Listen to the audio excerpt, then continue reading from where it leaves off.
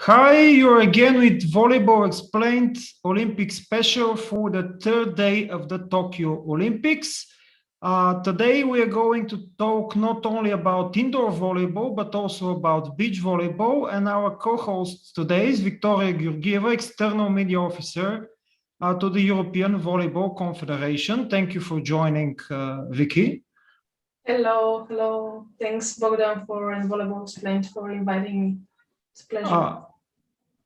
Let's start firstly with the results, as tradition from the previous editions of this shortcast or a short podcast about the Olympics. So the first match for the day was Iran-Venezuela 3-0. Then the Russian Olympic Committee beat USA 3-1.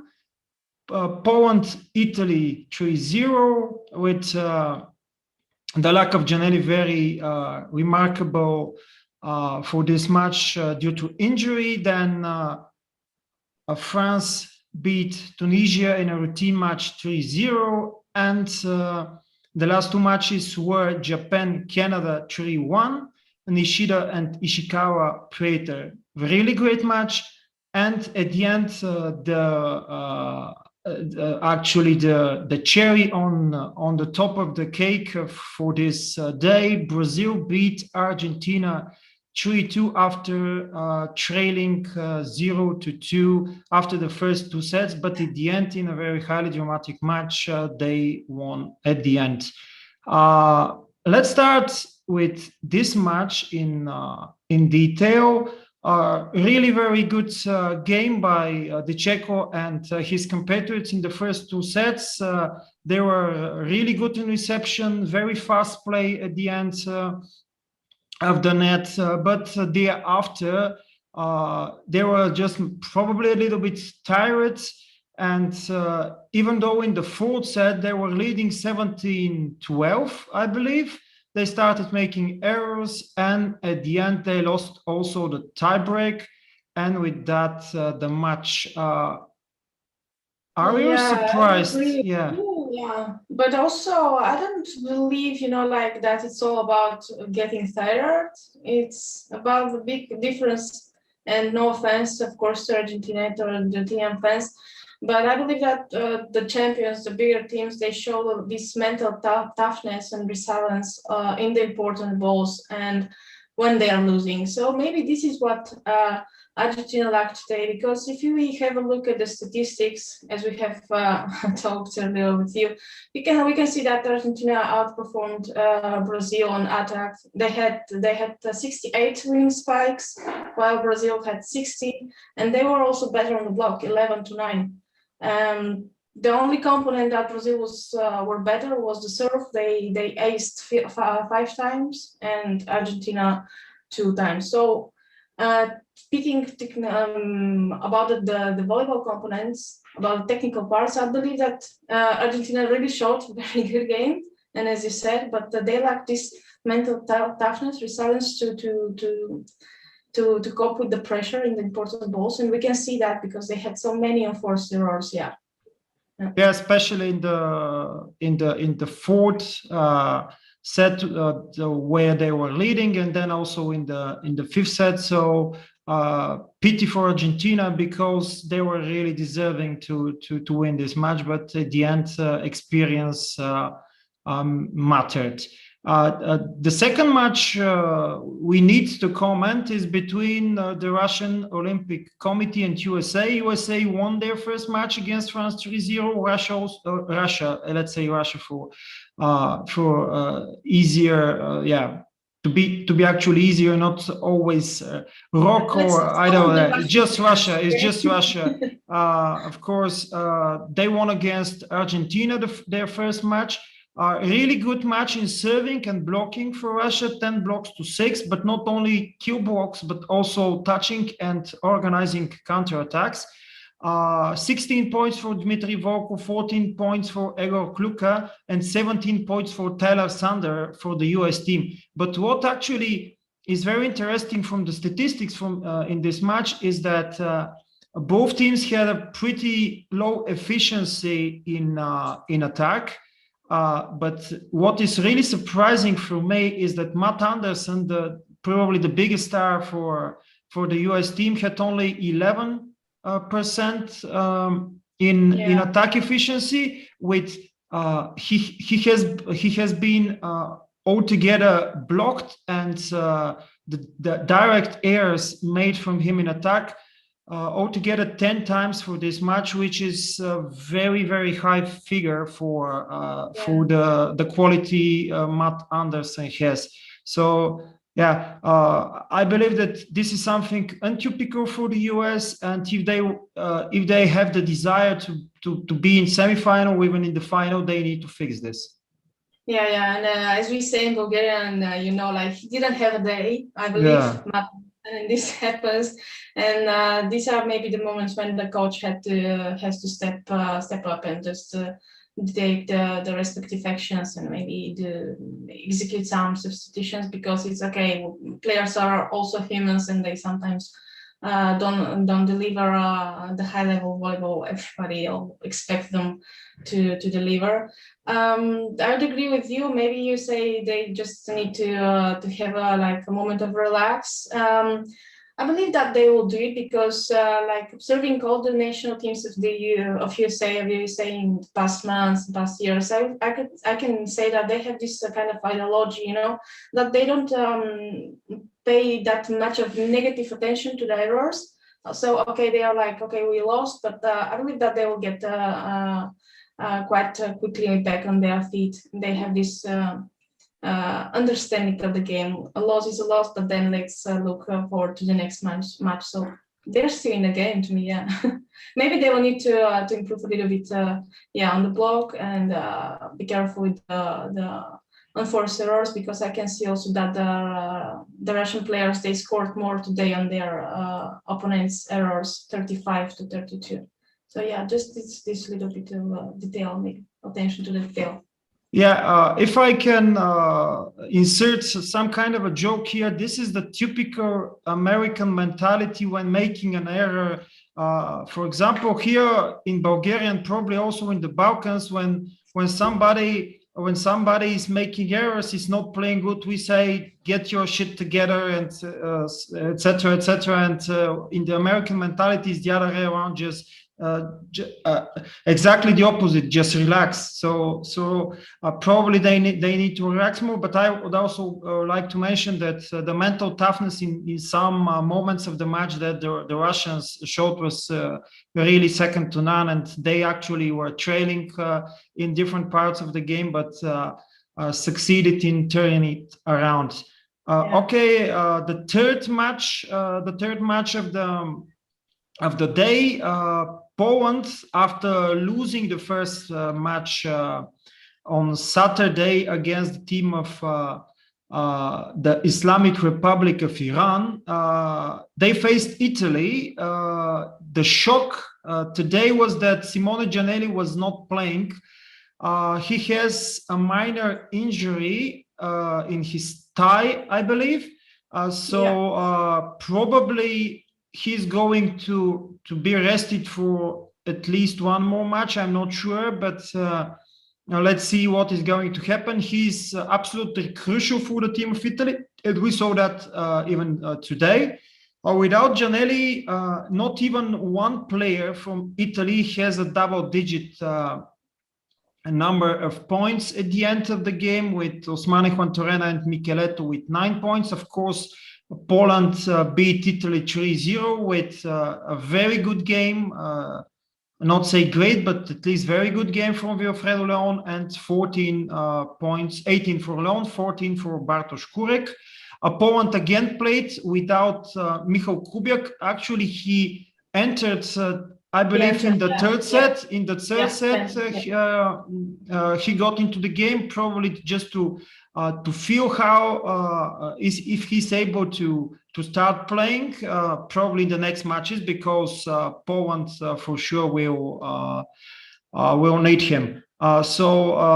Very good serving, I believe 9 aces to 1, but not only aces, but also I believe 8, but yeah. 8 or 8 or 9 aces, but not only aces, situations where just the reception of Italy was very bad, and they were not able with their reserve setter Riccardo Sberturi to organize a decent attack.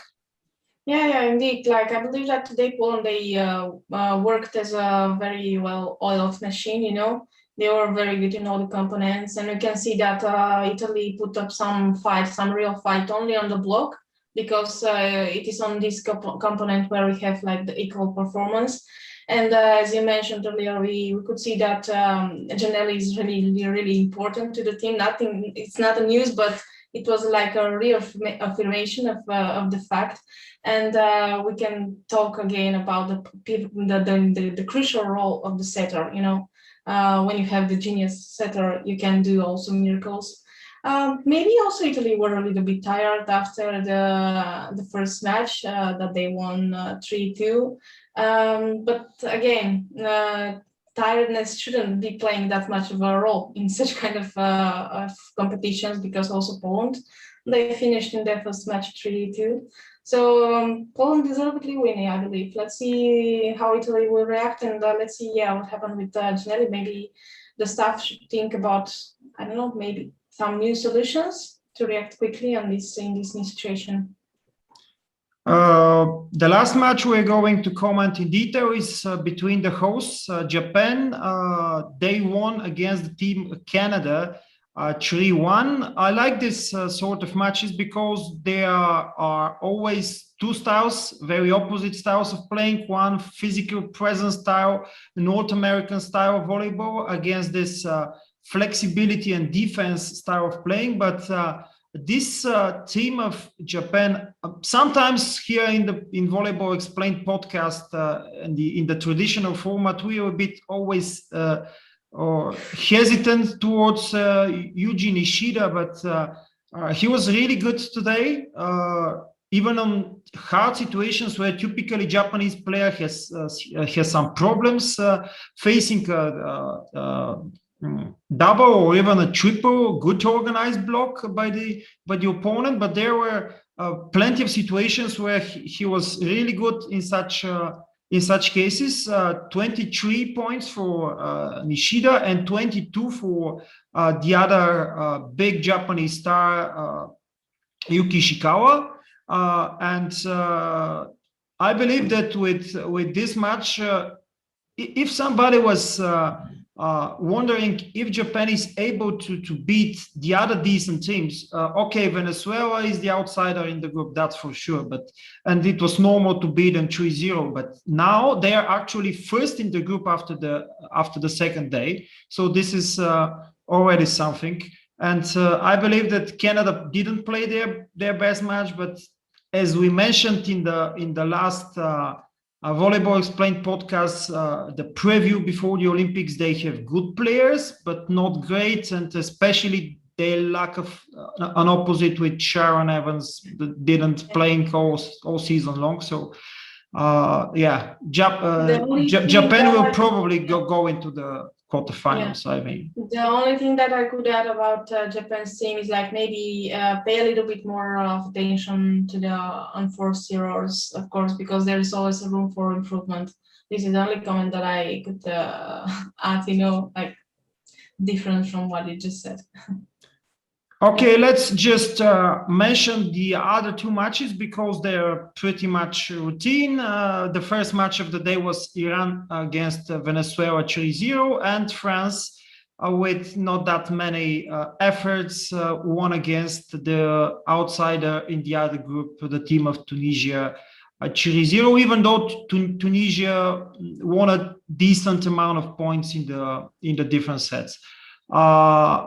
As we mentioned in the beginning, now we're going to talk also about beach volleyball. But just before that, let's mention that tomorrow, the matches in the day 2 of the women's tournament will be the following. Russia against Argentina, China against the US team, probably the biggest derby of the day. Japan, the host, against Serbia, Italy, Turkey, Brazil, Dominican Republic, and Korea against Kenya. Okay, let's go to beach volleyball then. Yeah. Honestly, I'm not following it that closely, but you are, and Yeah, I'm please following the men's explain. competition. Yeah, I'm following the men's competition. So let's just, I'm sorry, ladies. Let's just talk about men's competitions today. We had a very interesting opener of the day in Tokyo with the world champions Krasielnikov and Stoyanovsky meeting Mexican team, Gaxiola Rubio. And surprisingly, they had some problems. They won 2-1. But they will need, of course, to improve.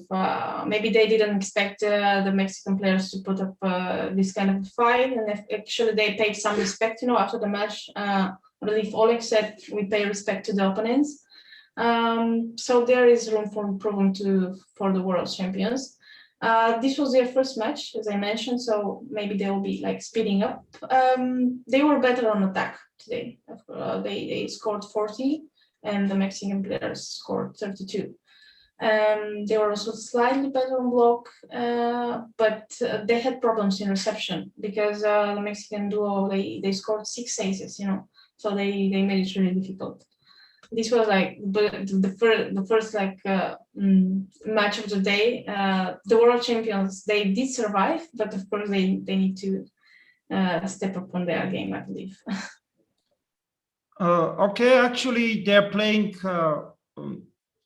in the group phase yet, and yeah, actually, it's the group stage. Teams are still playing at the group stage. They're divided into 5 different pools. Today we have 2 teams that booked their tickets to the 8 finals. It's one of them is a Norwegian top team, MOL Sorum, and the other one is the team from the Russian Olympic Committee, Leshukov Semenov. They sized very, very important victories. Leshukov and Semenov, they defeated the Australians McHugh and Schumann at 2 sets. They outclassed them in all the components, and they were very well in control of the match. So no surprises at all there. They scored more on the errors of the Australians, because also the Australians put up some fight, on the attack. So very, very good job by the Russian players. And in the other match, the Norwegians, the beach volley Vikings, met the Spanish duo Herrera Gavira. It was the European derby of the day, let's say that way, and it was very, very interesting. Mol and Sorum, they led in the first set with no problems. But what was surprising to me was that Herrera and Gavira were leading throughout the whole second set, up until the 19th point, I believe. And then Mol and Sorum came back and won it at 24-22. I mean, why was it surprising to me? Not because Herrera and Gavira, we know they are like the biggest Spanish stars in the beach volleyball, so not surprising that they were leading. It was surprising how Mol and Sorum just came back. Of course, they are the number 1 ranked team in the world. They have the potential, but to be fair, they were struggling today a little bit in the second set and also in their first match. So these are the 2 teams that booked their tickets today to the 8 finals. One like a bad case, let's say that it's sad news for the Czech team of Perušić Schreiner. Perušić has been tested positive for COVID-19, so they couldn't play today against the Latvians Plavins and Toks, and respectively Plavins and Toks, they got the victory. So many things are still to be discovered in the beach volleyball tournament. As said, we have only 2 teams qualified for the next phase so far. Actually, what is happening exactly with the teams where one of the members was diagnosed positive with COVID? Because, for example, I read that the American Taylor Cup is going to be substituted by another player, but probably in other teams there isn't such a possibility.